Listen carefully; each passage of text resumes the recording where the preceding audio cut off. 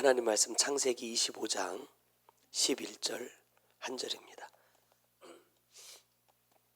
자, 다 같이 보겠습니다. 아브라함이 죽은 후에 하나님이 그의 아들 이삭에게 복을 주셨고 이삭은 부엘라 헤로이 근처에 거주하였더라. 아멘. 지난주 어린이 주일이었고 오늘이 이제 어버이 주일입니다. 어버이 주일이면 무슨 말씀을 나눠야 돼요? 야, 이놈들아, 부모한테 잘해라. 그래야 복 받는다. 이렇게 얘기해야 되는데 말씀을 준비하려고 이제 기도할 때 지난 이제 한 주간 또 성의 기간이기도 했고 기도하면서 주님이 저에게 주시는 마음은 그렇습니다. 이제 어느덧 저도 이제 어버이가 됐잖아요. 어버이가 되고 보니 이런 생각들이 들었습니다. 사실 결혼하기 전부터 결혼하고 우리 유겸이가 딱 태어나기 전까지만 해도 제가 사모님한테 이렇게 얘기했어요. 나 맛있는 반찬 내가 먼저 먹을 거야. 내가 먹을 거야. 자식들한테 먼저 주지 마. 맛있는 거 꼼쳐놨다가 남편 안 주고 자식들 먹이면 상 엎어진다. 조심해. 나 절대 아이들한테 양보 안 한다. 내가 먼저 좋은 거 먹을 거야. 닭다리 내 거다. 딸 경쟁자거든요. 이렇게 항상 생각을 했어요. 다짐을 했어요. 다짐을. 그런데 저도 어쩔 수 없이 아이들을 키워가다 보니까 제가 잘 먹고 잘 사는 것보다는 내 아이들이 더 잘 됐으면 좋겠다라는 생각이 생기기 시작하더라고요. 그러면서 이제 어버이 주일 말씀을 이제 준비하려고 기도할 때에 주님이 저의 마음에 주셨던 생각이 그겁니다. 야, 너희들이 부모한테 잘하면 너희들이 하나님 주시는 복을 받을 수 있어 라고 가르치는 것도 필요하겠지만 어버이의 한 사람으로서 어떻게 하면 내가 바라는 그 일이 나의 삶 가운데 이루어질 수 있을까? 자녀들에게 부모한테 이렇게 해라 가르치기보다 먼저 부모인 내가 자녀들에게 어떻게 하는 것이 나도 복을 받고 내 자녀들도 복을 받을 수 있는 길일까? 그걸 하나님이 좀 가르쳐 주시면 좋겠다 라는 마음으로 기도를 했습니다. 그리고 주신 말씀이 오늘 이 본문 창세기 25장의 말씀이었습니다. 성경 안에 보면 참 다양하고 많은 가정들이 등장합니다. 그런데 예수를 믿는 대부분의 사람에게 있어서 가장 유명한, 가장 많이 들었던, 가장 많은 것을 알고 있는 가정이 아마 이 아브라함과 이삭의 부자의 관계일 겁니다. 왜 이들은 이렇게 유명해졌느냐? 왜 유명합니까? 아버지의 믿음으로 아들이 어마어마하게 복을 받았기 때문도 아니고 아들의 순종으로 아버지가 어마어마하게 하나님께 복을 받았기 때문도 아닙니다. 이 부자지간이 이 가정이 유명해질 수 있었던 이유는 제가 생각한 건 한 가지예요. 하나님이 그들에게 맡겨주신 일을 함께 감당했기 때문입니다. 대표적으로 생각해 보면 하나님이 아브라함에게 모리아 땅의 한 산에 너의 독자 이삭을 바쳐라 라는 명령을 내리신 적이 있습니다. 이삭이 출발할 때는 무슨 의미인지를 몰랐어요. 그러니까 가다가 뭐라고 말해요? 아버지, 나무도 있고 불도 있고 칼도 있는데 뭐가 없어요? 하나님께 정작 드려야 될 제물이 없습니다 라고 묻는단 말이에요. 왜? 제사는 당연히 그런 것들이 필요하거든요. 근데 거기에서 아브라함이 답하지 못하고 하나님이 준비하셨다라고 답을 합니다. 그러면 그 대답을 듣고 산을 올라갑니다. 상식적으로 하나님께 드려야 될 양이나 염소나 송아지가 있어야 되는데 산꼭대기에 있겠습니까? 추측하는 겁니다. 추측해보는 겁니다. 아마 이삭의 입장에서도 많은 생각들을 하면서 올라갔을 거예요. 근데 어떤 사건이 벌어집니까? 아버지가 갑자기 나를 묶어요. 그럼 여러분 생각해 보세요. 아버지가 마치 범죄자를 체포하듯이 아들을 팍 넘어뜨려 가지고 못 움직이게 막 이렇게 묶었을까? 만약에 그렇게 했다고 한다면 아들의 이삭의 입장에서 너무 놀래서 아마 반항하고 도망쳐 버리지 않았을까라는 생각을 한번 해봤어요. 근데 성경 어디에도 이삭이 너무 당황해서 너무 놀라서 아버지를 뿌리치고 도망쳤다라고 말하지 않는다는 거예요. 아버지의 나이가 몇 살? 최소 115세 이상은 됐단 말입니다. 그 늙은 아버지, 한국에서 13살, 14살 이러면 애기지만 외국 나가보세요. 13살, 14살이면요 청년이에요. 그런 건장한 아들이 100세가 넘은 아버지에게 순순히 붙잡혀가지고 제단에 누웠다. 그리고 자기를 향해서 칼을 뽑아드는 아버지를 향해서 뭐 살려주세요, 왜 이랬어요, 미쳤어 하지 않고 그냥 그 자리에 누워 있을 수 있었다는 거예요. 왜죠? 아버지가 말씀하셨던 하나님이 준비하신 그 재물이 누구다? 나구나 라는 것을 이삭이 받아들였다는 거예요. 다시 말하면 이 모리아 땅의 한 산에서 벌어진 이 사건은 아브라함만의 믿음으로 된 것이 아니라 아브라함의 믿음과 이삭의 순종으로 이루어진 사건이었다는 거예요. 그러니까 함께 이루었다는 거예요. 그리고 이 사건 이후에 하나님께서 그들의 삶을 이끌어 가시는 부분들이 쭉 등장을 합니다. 이 족장들의 삶을 쭉 훑어가면서 이삭도 마찬가지지만 처음부터 하나님께서 이삭에게 엄청나게 막 복을 주셔가지고 뭔가를 막 이루어갈 수 있도록 일하신 게 아닙니다. 성경을 쭉 읽어가다 보면 이삭은 어디에서부터 자기의 삶의 원동력을 얻었느냐? 부모입니다. 아버지예요. 부모가 일구어 놓은 어떻게 보면 재산, 부모가 일구어 놓은 것들을 가지고 그것을 어떻게 해요? 상속받습니다. 유산으로 상속받아서 그것을 가지고 자기의 삶을 시작합니다. 그런데 성경에서 유독 특이하게 이 이삭의 사건에서 우리 몇 주 전에도 말씀 나눴지만 이삭의 사건에서 유독 특이하게 하나님께서 집중하여 주시는 부분이 뭐냐면 우물이었어요. 우물. 이 중동에 이 사막을 끼고 있는 이 지역에 살면서 가장 중요한 게 뭡니까? 우물이에요. 우물. 그래서 이 우물을 소유한다는 것은요 굉장한 힘을 갖는 겁니다. 근데 말씀을 보면 이제 성경적인 순서로 보면 여기 뒤에 이제 27장 8장으로 넘어가면 이제 쭉 나오거든요. 그런데 보면 이 우물들이 누구의 우물이었어요? 아브라함, 이삭의 입장에서는 아버지의 우물들이었다라는 거예요. 처음부터 야, 너 이제 장성했으니까 성장했으니까 야, 이제 내 우물 파자 하고 하면 될 텐데 그게 안 된다는 거예요. 자녀는요 반드시 부모로부터 물려받은 것으로 시작한다는 겁니다. 우리가 이제 육으로도 이 자녀들을 낳았는데 한번 보세요. 물려받았어요? 안 받았어요? 일단 이거부터 물려받았잖아요. 생김새, 성격, 또 뭐 자라온 환경, 이런 모든 것이요 부모로부터 물려받은 것들이에요. 그러면 그 안에서 나는 부모에게 이런 성격을 물려받았으니까 나는 이런 삶을 살아야겠다, 이게 아니라는 거예요.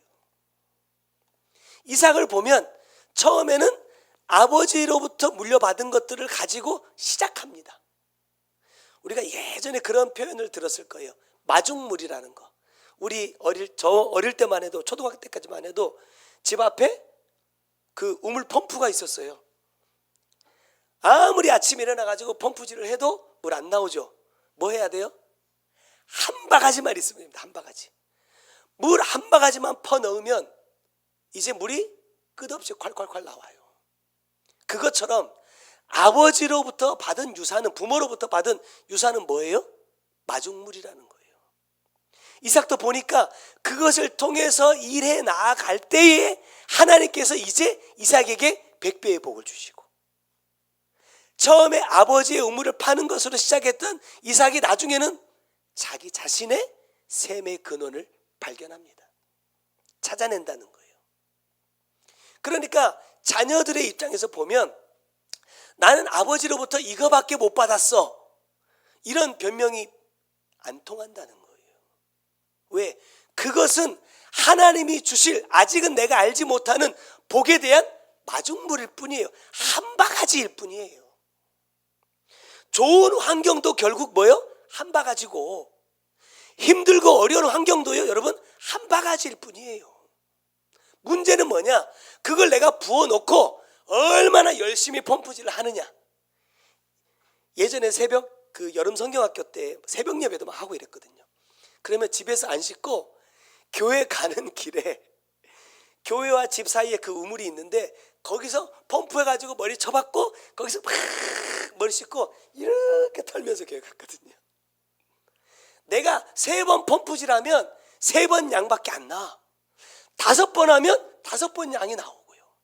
내가 펌프질을 몇 번 하냐에 따라서 나오는 것처럼 내가 받은 이 유산은요, 마중물일 뿐이에요. 마중물. 나중에 이제 말씀 다시 한번 반복하겠지만, 부모로부터 아무리 어마어마한 것을 물려받아도요, 못 누리는 사람들이 대반입니다. 쉽게 말하면 많은 유산을 남겼는데 그것 때문에 자식들이 지지고 볶고 싸우는 사람들도 전 많이 봤습니다. 또 많은 것을 물려받았는데 무슨 사고 때문에, 질병 때문에 자기가 한번 마음껏 써보지 못하고 다 날려버리는 사람들도 전 많이 봤어요. 그것을 누리는 것은 누구의 힘이냐? 내 힘, 내 힘. 부모에게 어떤 유산을 받았느냐가 중요한 것이 아니라 부모로부터 받은 그것을 내가 누릴 수 있는 힘이 있느냐 하는 데까지 나아가야 된다는 거예요. 그래서 하나님은 아브라함이 물론 어마어마한 재력도 있었지만 그것에 만족하지 않고 그것을 감당할 수 있는 힘을 이삭이 길러내니까 뭐예요? 100배를 주시더라는 거예요. 100배를. 너는 더 주어도 그걸 누릴 수 있다라는 거예요. 저는 그렇게 한번 생각을 해봤어요. 내 자녀들이 이삭처럼 100배를 누릴 수 있는 자녀가 되었으면 좋겠다. 지금에 와서 생각해 보면 제가 조금 못 누린다라는 것이 서운하지 않더라고요. 자녀들이 잘 된다는 것이 서운하지 않아요. 왜? 부모니까요. 이게 부모의 당연한 마음이거든요. 그렇다면 부모인 내가 해야 될 것은 뭐예요? 많은 것을 남기고 가는 것도 물론 자녀들에게 유익하겠지만 더 필요한 것은 뭐예요? 내가 남긴 그것을 자녀들이 뭐 할 수 있어야 돼요? 누릴 수 있어야 돼요. 누릴 수 있는 힘이 있어야 된다는 거예요. 조금 내가 힘든 환경을 물려줬다 할지라도 그 힘든 환경 속에서 일어날 수 있는 힘이 있다고 한다면 그 인생은 바뀔 수 있어요. 내가 좋은 것을 많이 남겨줬어도 누릴 수 있는 힘이 없으면 그것에 오히려 내가 삼킨 바 될 수밖에 없다는 거예요. 그래서 저는 내가 자녀들에게 야 부모한테 효도해라, 공경하는 자녀가 되라 라고 말하기에 앞서서 먼저 어떻게 하면 내가 좋은 부모가 될 수 있을까? 올바른 것을 남기는 부모가 될 수 있을까? 제 자신을 먼저 말씀을 통해서 비춰보고자 합니다. 자, 첫 번째는 죽은 후에입니다. 죽은 후에. 오늘 본문의 말씀이 딱 이렇게 시작합니다. 아브라함이 죽은 후에. 근데 말씀을 쭉 뒤에 읽어가다 보니까 뭐라고 말해요? 아브라함이 죽은 후에 어떤 일이 벌어집니까? 하나님이 그의 아들 이삭에게 복을 주셨다 그래요. 저는 이 말씀을 묵상하면서 그 생각을 해봤습니다. 내가 아무리 사랑해도, 내 자녀들이 아무리 소중해도요, 내가 없으니까 못 주더라는 거예요. 없으니까. 내가 아무리 사랑하는 자녀라 하더라도요, 내가 죽은 뒤에 뭘 할 수 있습니까? 아무것도 할 수 있는 게 없어요. 근데 놀랍게도 하나님은 내가 죽은 후에도 누구를 기억하신다? 내 자녀들을 기억하시더라는 거예요. 이스라엘 왕들의 역사를 쭉 살펴보면 북이스라엘은 제끼고 남유다의 왕들만 보더라도 여러분 착한 왕들이 몇 명 안 돼요. 그런데 그 세워지는 왕들이 문제를 일으킬 때마다 막 우상을 섬기고 백성들을 막 괴롭히고 이방인들과 막 함께하고 막 그런 죄를 범할 때마다 하나님은 누구를 기억하시죠? 다윗을 기억하십니다. 다윗을. 내가 내 종 다윗과 했던 약속 때문에 참는다. 내가 내 종 다윗 때문에 너에게 회개할 기회를 준다 라는 말씀을 계속해서 반복해 하시더라는 거예요. 내 자녀들이 정말로 남겨진 유산을 누릴 수 있는 힘이 있는 사람들이 되기를 원한다면, 내가 죽은 뒤에도 하나님의 복을 계속해서 받을 수 있는 사람들이 되기를 원한다면 먼저 내가 누가 돼야 돼요? 내가 아브라함이 돼야 돼요. 하나님께서 나를 기억하실 수 있는, 나와 하나님과의 관계로 인하여서 이 아이들이 복을 누릴 수 있는 그러한 길을 내가 먼저 만들어 놓아야 된다는 거예요. 제가 성회 첫날 새벽에 말씀 나누면서 그런 고백을 드렸잖아요. 저는 어려서부터 그런 얘기를 참 많이 들었어요. 저희 아버지 어머니가 우리 아들은 걱정이 없대. 왜? 내가 많이 심어놨거든. 기도도. 제가 이번에, 요즘 우리 어머니가 커피를 안 드시더라고요. 건강 때문에 그러신지. 그래서 우리 유겸이랑 같이 밥 먹을 땐가 제가 그랬어요. 할머니가 왜 커피 안 드시는 줄 알아? 젊었을 때 평생 드실 커피를 미리 다 드셨거든요. 왜냐? 밤마다 사발로, 우리 센터에서 그 큰 국 나오는 사발 있죠. 이 사발로 한 대접씩 커피를 드셨어요. 그 알커피 타가지고. 혼자 드셨냐? 아니에요. 우리 센터에 지금 계신 안금희 권사님, 그 다음에 저기 전라남도 강진에 계시는 김순옥 권사님, 이 세 분이 밤마다 모여요. 한 9시, 8시 반, 9시쯤 되면 사택으로 다 와. 그래가지고 셋이서 대접에다 커피를 타. 그거 보고 있으면 진짜 재밌습니다. 뭐 커피 몇 숟가락, 프림 몇 숟가락, 설탕 몇 숟가락 해가지고 대접으로 하나씩 딱 타가지고요, 세 분이요 대접으로 커피를 벌컥 마셔요. 그리고 뭐 하느냐? 철야하러 올라가요. 그래서 수년 동안. 그래서 우리 그 강진의 광명교회 거기 딱 가면 그 본당 아래 강대상 바로 앞에 대형 모기장이 쳐져 있습니다. 대형 모기장이 쳐져 가지고요, 세 분이 거기 안에 딱 들어가 가지고 새벽 예배 때까지 기도하는 거예요. 계속 수년 동안 그렇게 했어요. 그러니까 어머니 입장에서 뭐 원장님도 뭐 어머니 백권사님이 그렇게 기도를 많이 하셨다는데 저도 기대합니다. 그렇게 기도를 많이 심었기 때문에 야, 우리 아들은 그런 걱정 없어. 또 아버지가 정말 힘들고 어려운 목사님들 많이 데려다가 많이 도와주셨거든요. 자기는 파산할지언정, 자기는 개인의 회생에서 파산할지언정 다른 사람을 다 돕고 쓰는데 그렇게 돈을 많이 쓰셨거든요. 야, 내가 심어놓은 게 많으니까 걱정하지 마. 그래서 제가 뭐라고 고백했느냐? 그 덕분에 내가 뭐예요? 육으로는 힘들지 않다는 거예요. 물론 뭐 힘들지 않으면 내가 막 하고 싶은 만큼 한다 이런 의미는 아니지만 어쨌든 심어놓은 것이 있으니까 내가 먹기는 먹는다. 근데 문제는 뭐냐?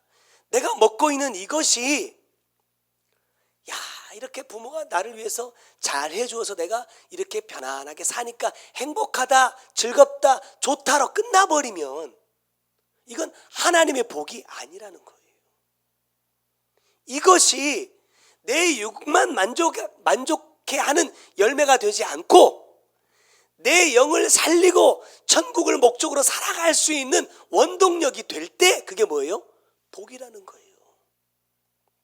하나님은 또 부모인 저도 내 자녀들이 어떤 복을 받기 원하느냐, 저는 정말 내 아이들이 천국을 소망하는 그 복을 받았으면 좋겠다는 거예요.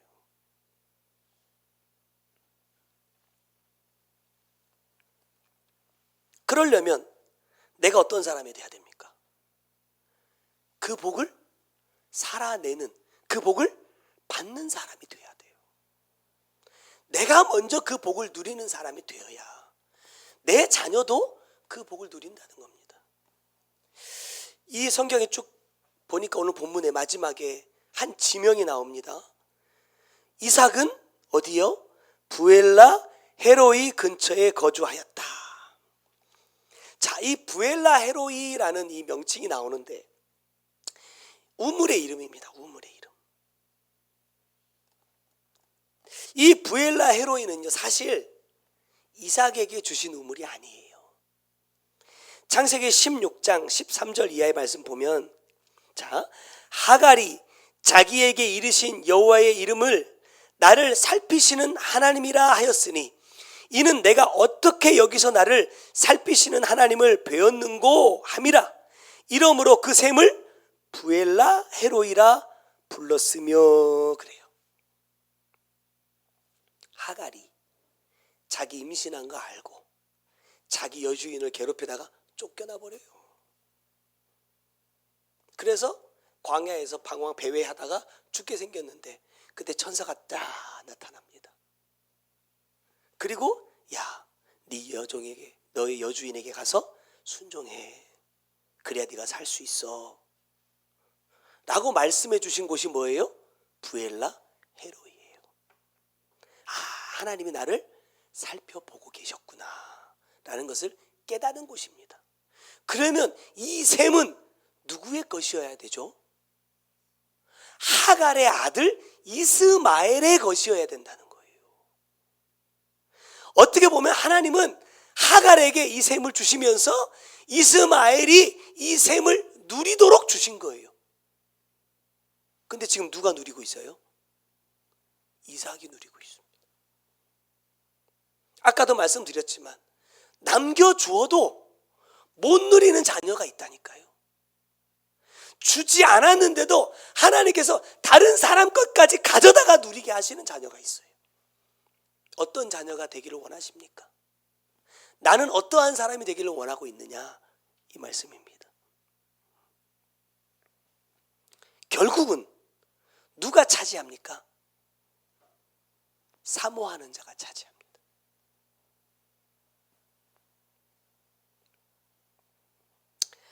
자녀들에게 저도 참 못하는 이 숙제 같은 것 중에 하나가, 이렇게 해 라고 말하면 들어요, 안 들어요? 백집사님, 들어 안 들어요? 안 들어요. 저 집만 그런 게 아니라 우리 집도 그래요. 내가 우리 아들한테 이런 얘기야. 유겸아, 피곤하니까 일찍 자. 그러면 일찍 자요, 안 자요? 안 자요. 근데 일찍 자게 하는 방법이 있어. 뭔지 아세요? 공유기를 뽑아버리면 됩니다.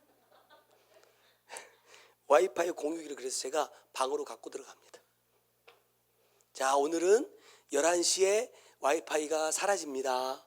그럼 11시에 제가 뽑아가지고 제 방으로 갖고 들어갑니다.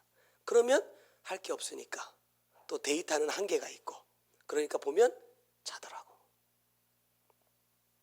말로 아무리 야 이렇게 하는 것이 너한테 좋은 방법이야, 이렇게 해야 네가 앞으로 하나님께 복을 받고 살 수 있어, 말로 아무리 가르쳐도 안 되더라고. 때가 있지 않을까 생각은 하지만 돌아보면 저도 마찬가지였어요. 나도 그랬어. 그러니까 나도 그랬기 때문에 내가 내 자식한테 말하기가 참 어려워. 제가 사모님한테 그런 얘기 종종 합니다. 우리 아마 아이들은 대기만성형일 것이다. 무슨 말이에요? 늦게 터진다. 제가 중고등학교 때 그렇게, 물론 부모님이 저한테 공부 한번 하라는 말씀 안 하셨지만 그렇게 공부에 손 놓고 살다가 신학교를 딱 가고 나니까 뭐 신학은 성경만 백날 읽으면 되는 줄 알았거든요. 근데 과목이 엄청 많더라고요. 책도 다 성경책만 해요. 과목도 얼마나 또 많은지. 또 대학원은 또 3년이에요. 신학교 딱 가가지고 제가 제일 먼저 하나님 앞에 회개했던 게 뭔지 아세요? 고등학교 때 공부 안 한 거예요. 그게 너무 후회가 되더라고.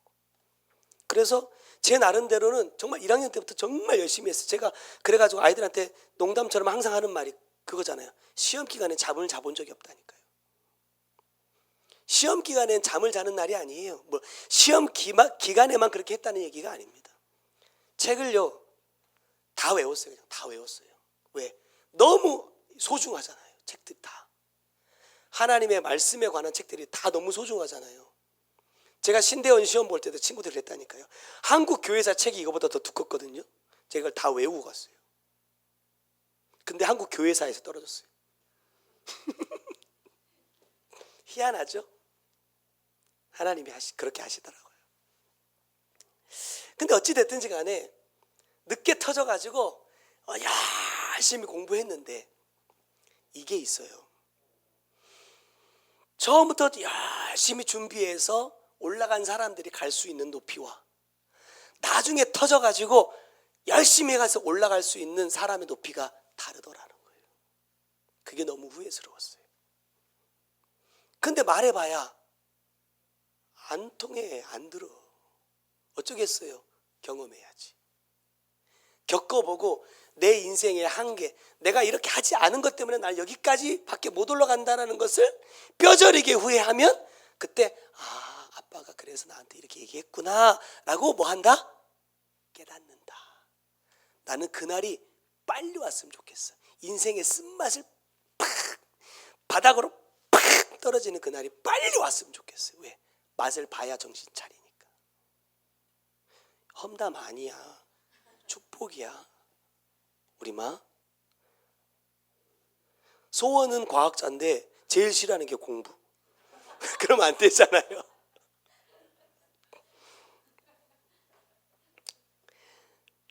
요는 뭐냐? 증거가 있어야 된단 말입니다. 아버지가 목사라고 야 예수 열심히 믿어야 돼, 교회 열심히 다녀야 돼, 야 맡겨준 일을 제대로 해야지. 안 통해요. 안 통해. 아버지를 보니까, 어머니를 보니까 하나님께서 이렇게 일해 가시는구나, 이렇게 복을 주시는구나 라는 것을 이 아이들이 볼 수 있어야 그 일을 간다 이 말입니다. 보여줄 게 없으면요 안 가요. 그러니까 제가 그 말씀 드렸잖아요. 목회자 자녀들이 가장 많이 방황하는 이유가 뭡니까? 단에서는 그렇게 복을 받는다고 말을 하는데 복을 받는 목사는요, 우리가 생각하는 복을 받는 목사들은요 대한민국의 1%도 안 됩니다. 여러분 자립하는 교회가 10%가 안 돼요. 한국 교회 우리 교단에만 2만 개 교회가 있다 말하는데 2만 개 중에 자립하는 교회는 10%도 안 됩니다. 여러분 100명 이상 되는 교회는 0.5%밖에 안 돼요. 그러니까 아니 열심히 믿으면 복 받는다는데 자기들이 생각하는 복은 하나도 없거든요. 따라가겠습니까? 안 따라간다는 거예요. 자녀들이 정말로 내가 죽은 이후에도 하나님의 복을 받는 자가 되기를 원한다면 열심히 말하자?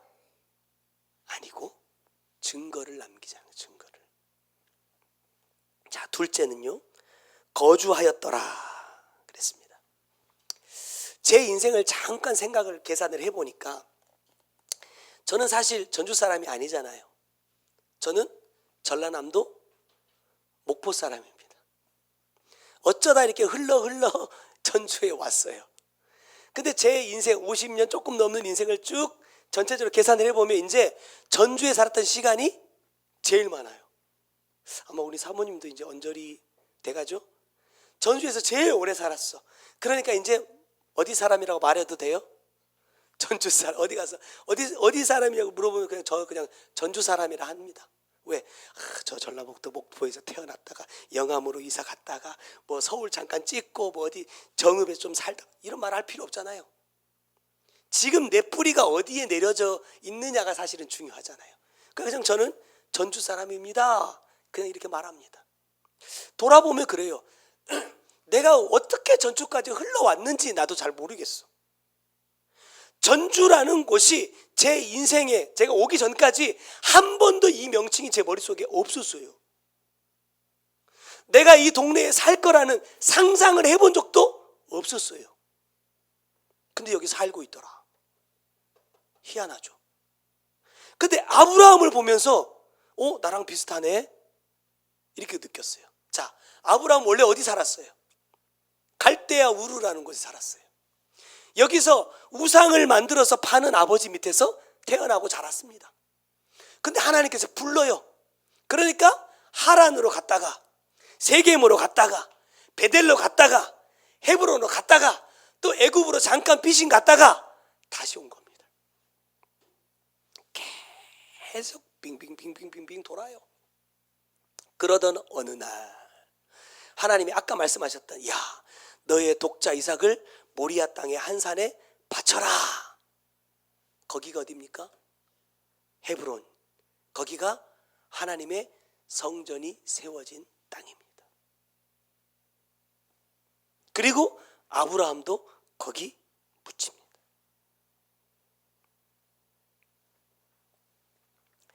자, 왜 하나님께서 이렇게 여기저기 다니게 하셨을까? 다니다 보니까 우리가 처음에 갈대아 우르에서 부름을 받을 때 아브라함을 부르신 게 아니라 누구를 불러요?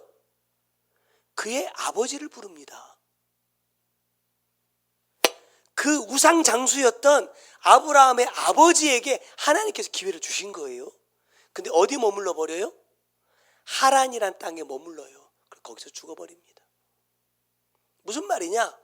육으로 보면 하란이 내가 거주할 만한 땅이더라 이 말이에요.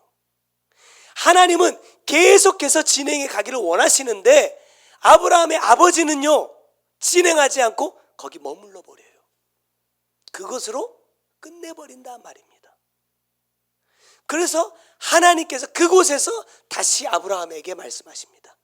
본토, 친척, 아버지의 집을 떠나야 된다. 한마디로 말하면 뭡니까? 네가 지금 의지하고 붙들고 있는 거 뭐야? 그거 다 떠나야 된다. 그래야 뭐 할 수 있어요? 내가 너를 위하여 예비한 땅에 거주하는 자가 될 수 있다 이 말입니다. 실상으로 보면 하나님께서 아브라함을 위해서 예비하신 땅은요 헤브론 아닙니다. 어디예요? 천국입니다. 아브라함도 가나안 땅 중에 조금 더 내가 목축하기에 좋은 땅으로 가겠다라고 따라다닌 게 아니에요. 그랬다면 조카 롯에게 소돔과 고모라 땅을 양보 안 하죠. 척박하고 볼품없고 원수들만 있는, 나를 미워하는 사람들만 득실득실하고 있는 땅으로 가게 하시지만 그 하나님의 인도하심을 따라가는 이유가 뭡니까? 아브라함 역시도 천국에 가고자 함이라는 거예요.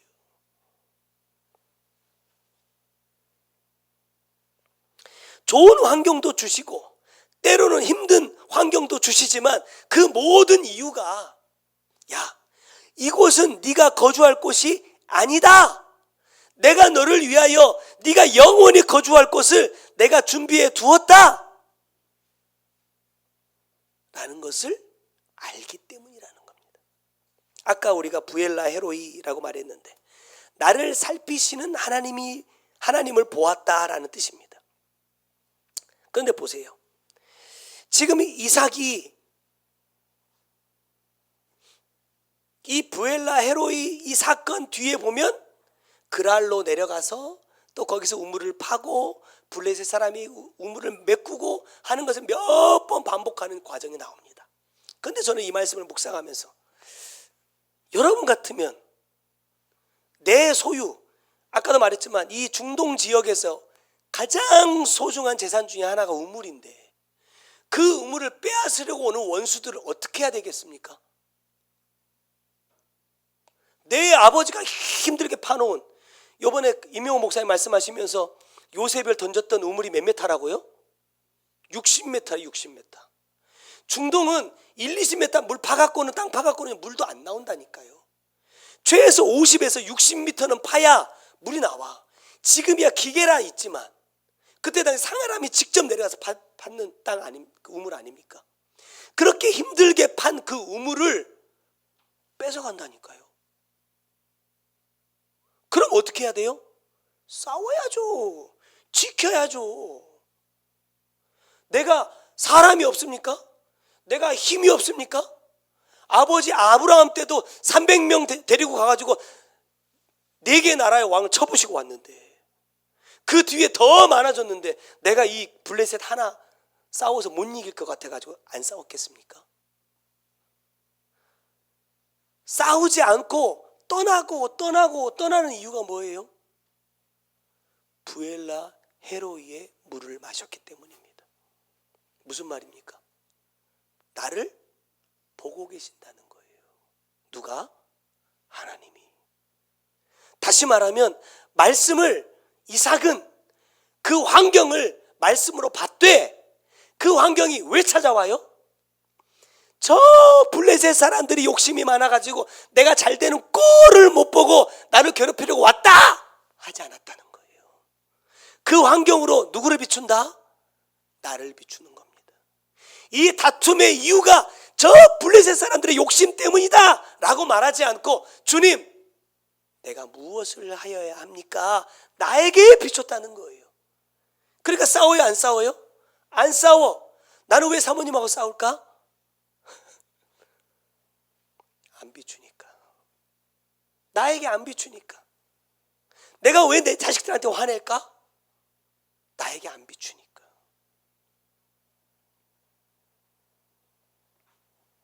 얼마든지 싸울 수 있고 이길 수 있는 힘이 있었지만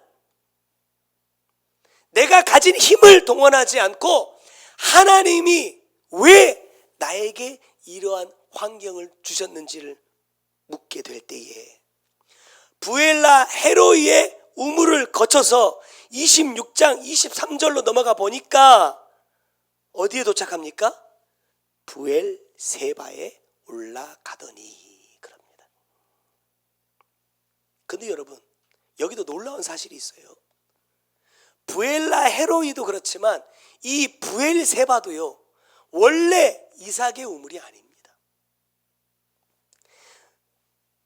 이 부엘세바는 어디에 등장하느냐? 하갈이 낳은 이스마엘이 사라가 낳은 이삭을 뭐요? 희롱했다 이래요. 여기에는 이제 굉장히 많은 의미들이 있긴 하지만 이 구원론을 가지고 얘기를 해보면 이스마엘이 이렇게 얘기한 겁니다. 야, 이 집안의 장자는 누구야? 나야. 내가 먼저 태어났어. 내가 장자야 하는 겁니다. 하나님의 뜻은 아니거든요. 어쨌든 그 희롱하는 것을 사라가 보고 이제는 하갈하고 이스마엘을 같이 쫓아내버려요. 그러니까 또 이 사람들이 광야에서 방황하다가 이제 아들이 지쳐서 죽게 돼가지고 멀리 눕혀놓고 하갈 내 아들이 죽는 것을 내가 못 보겠다 천으로 쉽게 말하면 덮어놓고 조금 떨어져 가지고 여기서 이제 엉엉엉엉 울고 있는 거예요. 그때 하나님의 천사가 딱 나타나 가지고 야, 내가 내 아들의 기도를 들었다. 그러면서 저기에 우물이 있으니까 물 떠다가 먹이고 살려. 그때 떠다 먹였던 셈의 이름이 뭡니까? 브엘세바입니다. 여러분, 브엘세바는요, 나를 살려주는 우물입니다. 나에게 생명과 같은 우물입니다. 그럼 어떻게 해야 돼요? 소중히 해야 될 것 아닙니까? 근데 이 우물을요, 방치하고 있어요. 정작 이스마엘은 이 우물의 물을 먹지 않고 있다 이 말입니다. 우리가 말로는 하나님의 은혜가 너무 귀하다, 너무 소중하다, 하나님이 날 살려주셨다, 이런 표현들을 할 때가 종종 있거든요.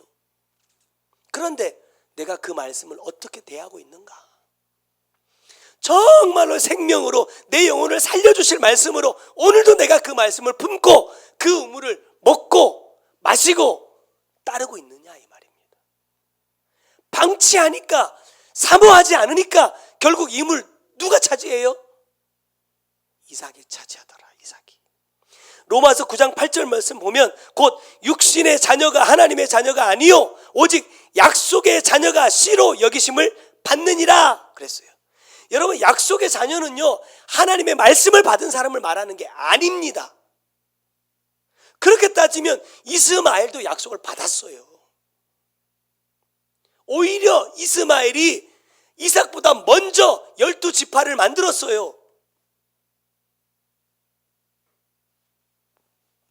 근데 왜 이삭이 누리느냐? 약속의 자녀라 하심은 약속을 받은 자가 아니라 그 약속을 지키고 이루어가는 사람이라는 거예요. 어떻게 보면 우리는 다 약속을 받은 사람 아닙니까? 그런데 내가 어떤 약속을 지금 이루고 있는지 한번 돌아보십시오. 내가 내 자녀들한테 야, 너는 왜 이렇게 안 하냐, 이렇게 못하냐 말하기 전에 하나님께서 수년 전부터 나에게 계속해서 말씀하고 계신 그 약속의 말씀이 나에게 얼마큼 이루어졌는지를 돌아보자는 거예요. 여기서 안 되는 게 아니라 여기서부터 흘러가지 않기 때문에 못하는 것이 아닐까.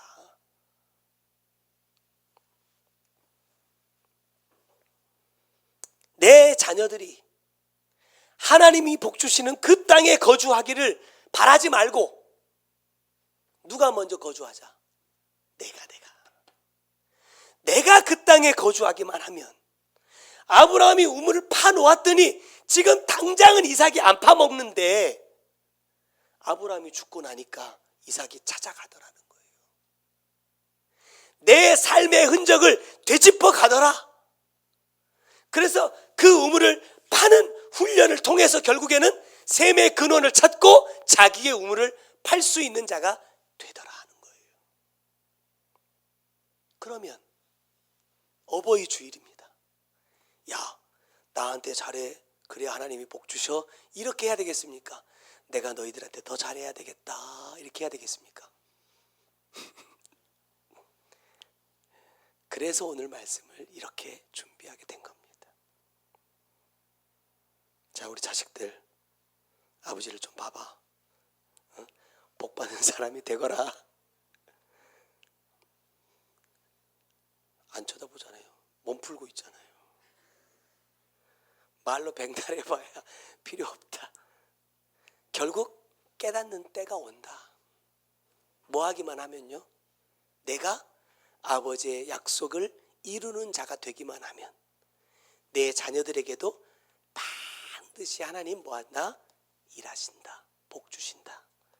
여러분, 이제 말씀을 맺겠습니다. 그건 목사가 가르치는 거 아닙니다. 어떤 훌륭한 누가 가르치는 거 아닙니다. 부모가 자녀에게 가르쳐야 되는 여러분 삶인 겁니다. 하나님이 나에게 주신 약속이 얼마나 소중한 것인지, 그 복을 내가 받으려면 어떻게 해야 되는지 부모의 구두로 전수하는 게 아니라 뭘로요? 삶으로 전수하는 겁니다. 그래서 제가 이 사역 안에 있는 사람들을 쭉 보면은요, 부모님과 자녀들이 함께 사역을 받은 사람들과 혼자서 사역을 받고 막 고군분투하는 사람들을 보면 차이가 있어요. 복인 줄 알아 이것들아.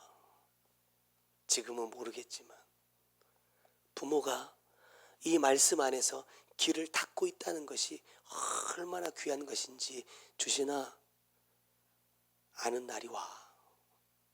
그때는 이제 진짜 감사할 겁니다. 카네이션 탁 어머니 감사합니다. 이런 날이 올 겁니다. 저와 여러분, 자녀들에게 뭘 남길 만한 거 좀 있어요? 남길 만한 거 뭐 있습니까? 예? 나는 저 집 내가 죽을 때까지 내가 다 해먹고 갈 거예요. 나도 먹고는 살아야 되니까. 뭐 보니까 저를 보니까 육으로 뭐 남겨줄 만한 게 별로 없어. 실망하지 말고, 아버지는 너희들에게 육의 유산으로 남겨줄 건 없지만 하나님이, 아버지가 죽은 후에도 하나님이 너희들에게 복을 주실 수 있는 그 길을 만들기 위한 삶을 이제 오늘부터 살 거야. 오늘부터 열심히 살 테니까. 하나님이 너희들에게 그 기회를 주셨을 때, 하나님이 너희들에게 그 복을 주셨을 때 너희들이 그것을 누릴 수 있는 힘을 길러. 그래야 그 복이 이어진다. 그러한 우리 성도들 그리고 가정이 꼭 될 수 있기를 주님의 이름으로 축원합니다. 기도하겠습니다. 사랑하는 주님, 고맙고 감사합니다. 아버지의 마음을 그토록 알지 못했으나 저로 하여금 아버지가 되게 하시고 하나님의 마음을 조금씩 배워가고 깨달아가고 알아갈 수 있도록 은혜를 베풀어 주신 것을 감사합니다. 오늘 이 어버이날, 자녀들이 어떻게 부모에게 행함으로 복을 받을 것인가가 아니라 부모인 나는 어떤 부모로서의 삶을 사는 것이 마땅한지 내 자신을 먼저 돌아봅니다. 내 자녀가 복받기 원한다면 내 자녀가 이 땅에서도 잘 되어야 되지만 하나님의 나라에 반드시 영원토록 거주하는 자가 되기를 원한다면 내가 먼저 어떠한 길을 닦아야 하는지, 어떠한 삶을 살아야 하는지 먼저 말씀으로 비춰주시니 감사합니다. 이 말씀 먼저 내 심령에 품고 내가 먼저 그러한 부모가 되기 위하여 힘쓰고 애쓰는 자 되게 하여 주시고, 하나님, 주님과의 나의 관계가 회복되는 만큼, 하나님께서 나에게 복을 주시는 만큼, 하나님, 이 아이들은 그곳에서부터 하나님께 더 많은 복을 받고 누리고 이어갈 수 있는 복된 자들 꼭 될 수 있도록 은혜 베풀어 주시옵소서. 귀한 예물 주님께 올려드립니다. 주님 받으시고 쓰시는 곳마다 아버지의 뜻만 온전히 이룰 수 있는 복된 예물이 꼭 되게 하여 주옵소서. 지금은 우리 구주 예수 그리스도의 은혜와 아버지 하나님의 크고 놀라우신 사랑과 성령님의 감화 감동하시고 역사하시며 보호하시는 귀한 은혜가 육의 유산이 아닌 참 생명의 유산을 남기고 또 부모로부터 받은 그 유산을 누리고 이어갈 수 있는 힘을 기르기 원하는 주의 사랑하는 성도들 머리 위에, 그들의 가정과 삶의 모든 터전 위에 이제로부터 영원토록 함께 계실지어다. 아멘.